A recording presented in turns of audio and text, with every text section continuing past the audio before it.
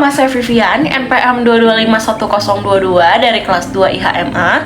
Dan pada hari ini saya akan menjelaskan tentang materi yang akan dibahas untuk sebagai penilaian UAS. Yang pertama, saya mengambil materi pemberantasan korupsi di Indonesia dengan judul artikel saya, yaitu penegakan hukum korupsi di Indonesia. Yang pertama, saya akan menjelaskan tentang pengertian korupsi. Korupsi berasal dari bahasa Latin, yaitu corruption, yaitu dari kata kerja corrumper yang bermakna busuk, rusak, atau menggoyahkan. Selain itu, yang secara tidak wajar dan tidak legal memperkaya diri atau memperkaya mereka yang dekat dengannya dengan menyalahgunakan publik yang dipercayakan kepada mereka. Yang kedua, bentuk dan jenis korupsi.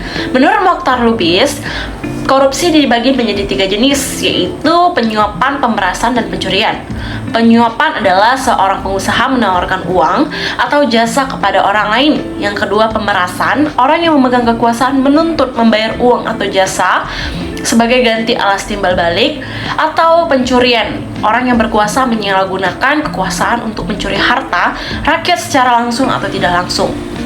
Dan juga pemerintah sangat menjunjung tinggi perlindungan hukum bagi warga negaranya, sehingga diperlukan pemantapan terhadap sarana dan prasarana yang diperlukan guna menopang pembangunan di bidang hukum. Dalam upaya untuk mencapai keberhasilan pembangunan bidang hukum, didukung adanya peningkatan sarana dan prasarana, pemantapan kedudukan dan peranan badan-badan penegak hukum. Dan juga hal ini didasarkan pada kenyataan bahwa antara pembangunan dan kejahatan atau pelanggaran hukum ada hubungan yang erat. Oleh karena itu, perencanaan pembangunan harus meliputi juga perencanaan perlindungan masyarakat terhadap pelanggaran hukum. Pemberantasan korupsi adalah serangkaian tindakan untuk mencegah dan memberantas tindak pidana korupsi melalui upaya koordinasi, supervisi, monitor, penyelidikan, penyidikan, penuntutan, dan pemeriksaan di sidang pengadilan dengan peranan serta masyarakat berdasarkan peraturan perundang-undangan yang berlaku. Karena adanya 3 hal yang perlu digarisbawahi, yaitu mencegah, memberantas, dan peran serta masyarakat. Memberantas dalam arti menindak pelaku korupsi. Dalam pemberantasan korupsi terkandung makna penindakan dan pencegahan korupsi serta ruang untuk peran serta masyarakat yang seharusnya dapat lebih digunakan atau ditingkatkan dengan adanya perbaikan akses masyarakat terhadap informasi. Keseriusan negara Indonesia dalam menangani tindak pidana korupsi telah dilakukan dengan baik dengan adanya 3 lembaga negara yang bertugas mencegah pemberantasan korupsi. Yang pertama ada Kepolisian, Kejaksaan, dan Komisi Pemberantasan Korupsi atau disebut dengan KPK. Dalam pelaksanaan tugas penggunaan tindak pidana korupsi, masing-masing dari 3 lembaga tersebut diberikan tugas dan kewenangannya masing-masing sesuai undang-undang. KPK sendiri terbentuk karena lembaga konvensional yaitu Kepolisian, Kejaksaan dianggap belum mampu menangani tindak pidana korupsi yang begitu besar di Indonesia. Hal ini didukung oleh kurangnya kepercayaan rakyat dengan kinerja kepolisian dan kejaksaan dalam menangani korupsi yang merajalela di berbagai lingkungan pemerintahan, termasuk di lingkungan kepolisian maupun kejaksaan sendiri. Dan berikut saya jelaskan tentang langkah pemberantasan korupsi. Untuk mengatasi berbagai hambatan tersebut, telah dan sedang dilaksanakan dengan langkah-langkah sebagai berikut: mendesain ulang pelayanan publik yang dimana terutama pada bidang-bidang yang berhubungan langsung dengan kegiatan pelayanan kepada masyarakat hari-hari.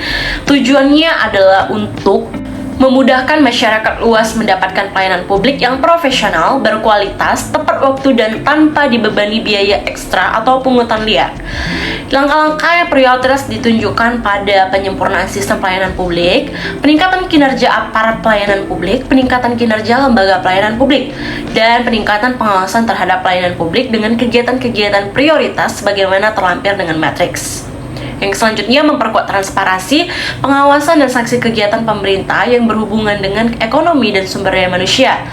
Dan yang selanjutnya yaitu penyempurnaan sistem manajemen keuangan negara, penyempurnaan sistem pronouncement atau pengadaan barang dan jasa pemerintah, dan selanjutnya ada penyempurnaan sistem manajemen SDM aparatur negara, meningkatkan pemberdayaan perangkat-perangkat dan pendukung pencegahan korupsi, pemberlakuan berbagai UU yang mempersempit peluang korupsi, pembentukan berbagai lembaga yang diperlukan untuk mencegah korupsi, pelaksanaan sistem rekrutmen aparat secara adil dan terbuka.